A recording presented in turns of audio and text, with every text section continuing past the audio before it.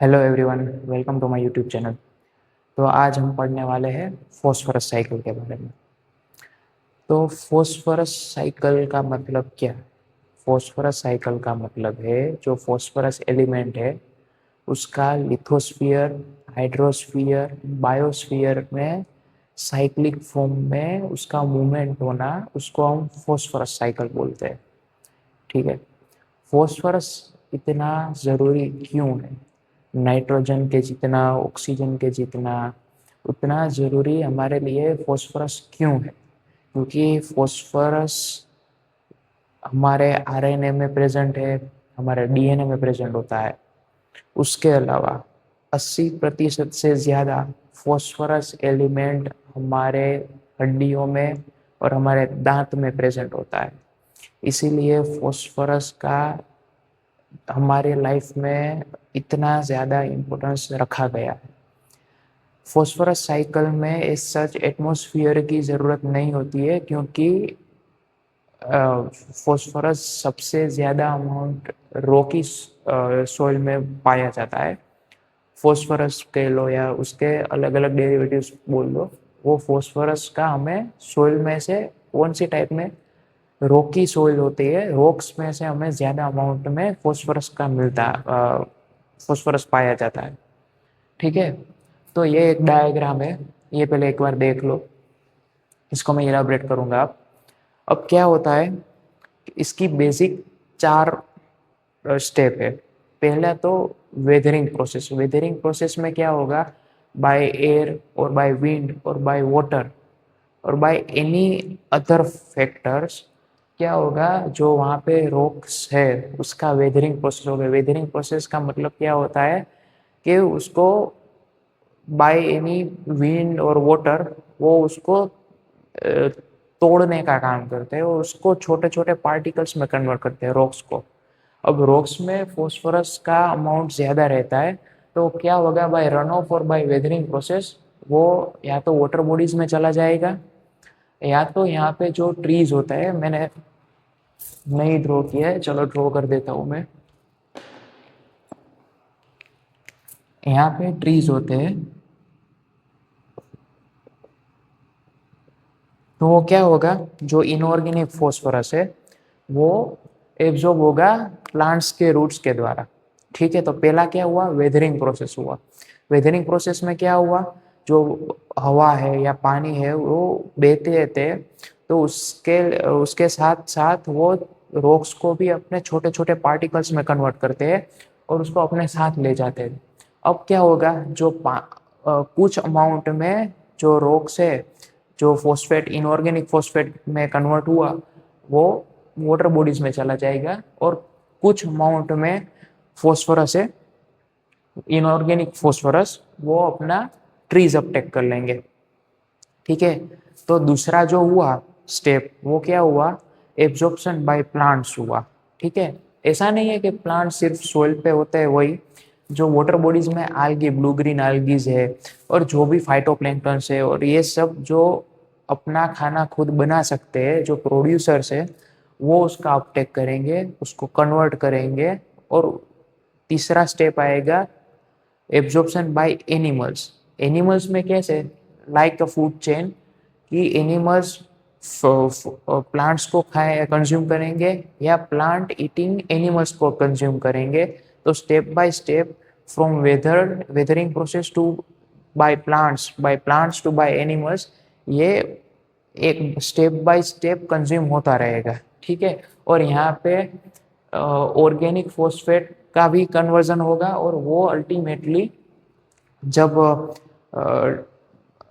Die मर जाते हैं, प्लांट्स और एनिमल्स जब मर जाते हैं, या कहते हैं उसका जब टाइम आ जाता है, बाद में उसको डिकम्पोजर्स के द्वारा उसका डिकम्पोजिशन स्टार्ट होता है उसकी बॉडी का, और उसमें से ऑर्गेनिक फॉर्म ऑफ फॉस्फेट्स और फॉस्फेट डेरिवेटिव्स जो होते हैं, उसका कन्वर्जन वापस से इनऑर्गेनिक फॉस्फेट में होगा, और वो वापस से सेडिमेंट में नीचे सेटल डाउन हो जाता है, और वहाँ से वापस इनऑर्गेनिक फॉस्फेट रॉक्स में और वहाँ से चला जाता है। ज़रूरी नहीं है ये मैंने ऊपर की तरफ रखा है या नीचे से ऊपर जाएगा।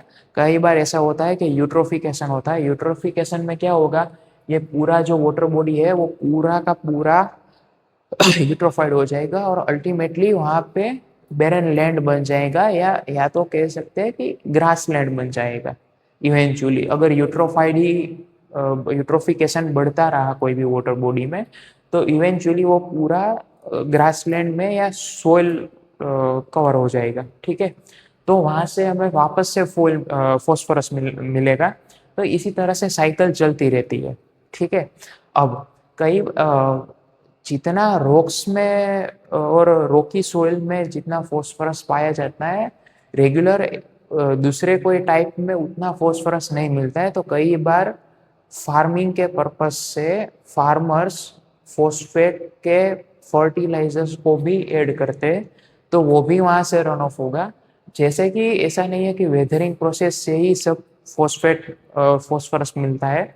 कई बार फर्टिलाइजर्स डालते हैं जब ज़मीन पे अच्छी खाद उगाने के लिए, तो उसके लिए उस वहाँ से भी फॉस्फोरस वो रन ऑफ होगा, और रन ऑफ होके वो या तो पानी में चला जाएगा, या तो प्लांट्स ने अपटेक किया होगा, तो प्लांट्स ने अपटेक किया होगा तो वापस से एनिमल में, एनिमल से डिकम्पोज होके वापस माइक्रो ऑर्गेनिजम्स को इनऑर्गेनिक फॉस्फोरस में कन्वर्ट कर देंगे। ठीक है, तो ये पूरी एक साइकिल है। अब कई बार ये ऐसा होता है कि फॉस्फोरस डिजोल्व पूरी तरह से पानी में नहीं होता है, तो उससे क्या दिक्कत होती है, जो जो एक्वेटिक प्लांट्स है, तो वो एक्वेटिक प्लांट्स के ग्रोथ में हिंडर करते हैं, क्योंकि वो पूरा डिजोल्व नहीं होता है। ठीक है, तो वो भी एक दिक्कत वाली बात है। और कोई भी चीज़ हो, ज़्यादा अमाउंट में तो वो नुकसान करेगी ही करेगी।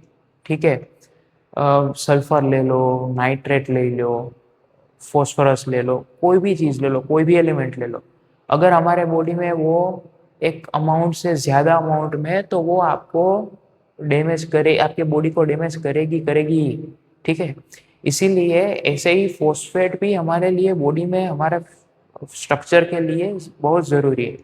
पर अगर वो ज़्यादा अमाउंट में आ गया तो हमें इतना डैमेज भी कर सकता है।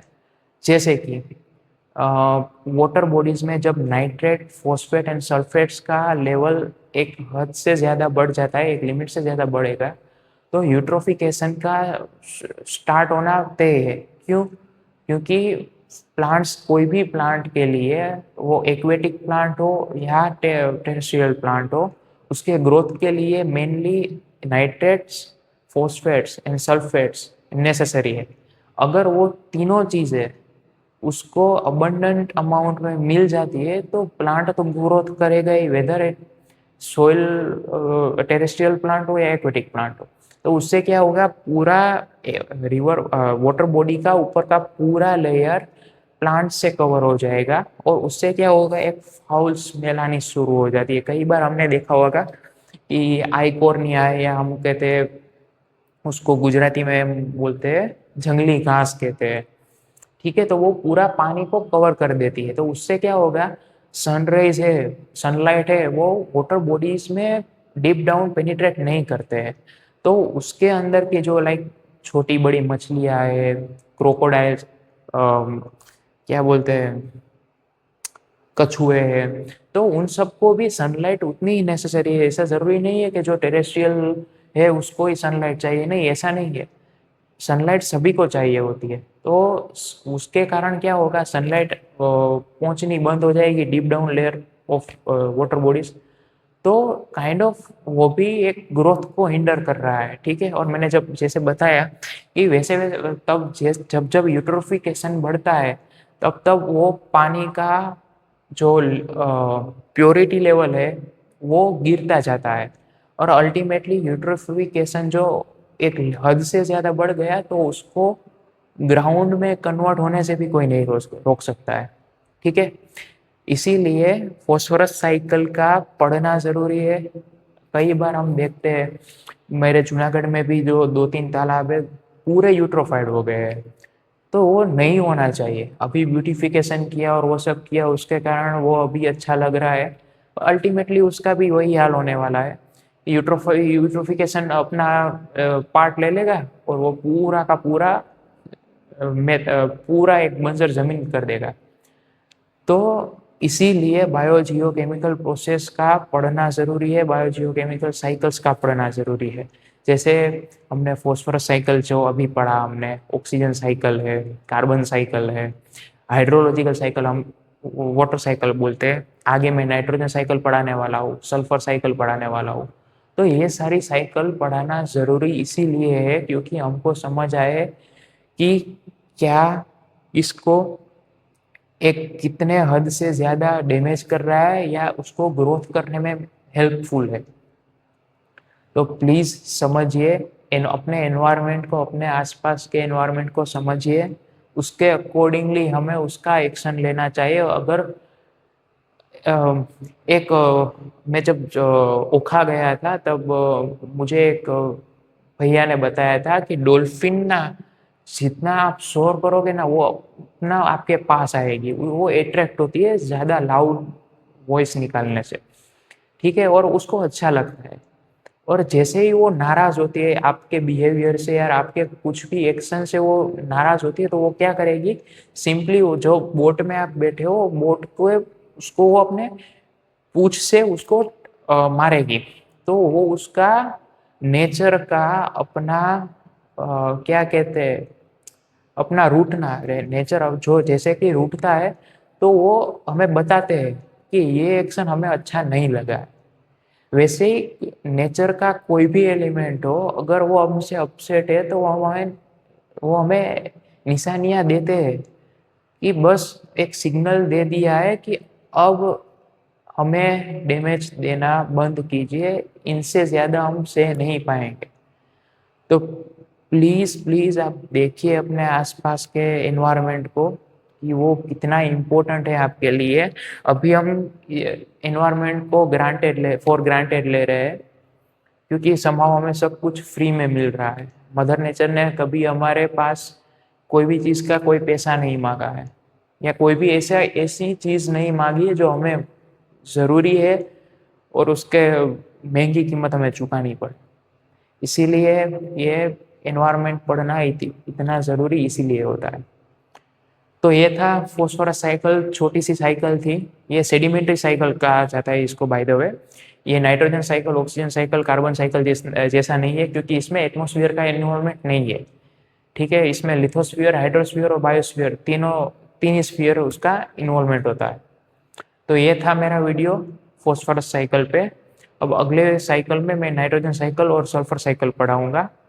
तो देखते रहे ऐसी वीडियो के लिए। अगर आपको अच्छा लगता है तो प्लीज़ इसको आप कहीं भी लिख सकते हो, एग्ज़ाम के लिए प्रिपेयर कर सकते हो। अगर आपको ये डायग्राम से कुछ सब कुछ, अगर मैं बोल रहा हूँ आपको नहीं समझ आ रहा है पर डायग्राम से समझ आ रहा है तो वीडियो को पॉज कर दियो, वो कर दो और इसका ड्रॉ, आप चार्ट एक ड्रॉ कर सकते हो, ठीक है। तो ये था मेरा पूरा वीडियो आज फॉस्फोरस साइकिल पे। मिलते हैं अगले वीडियो में, तब तक के लिए शुभ रात्रि, जय हिंद।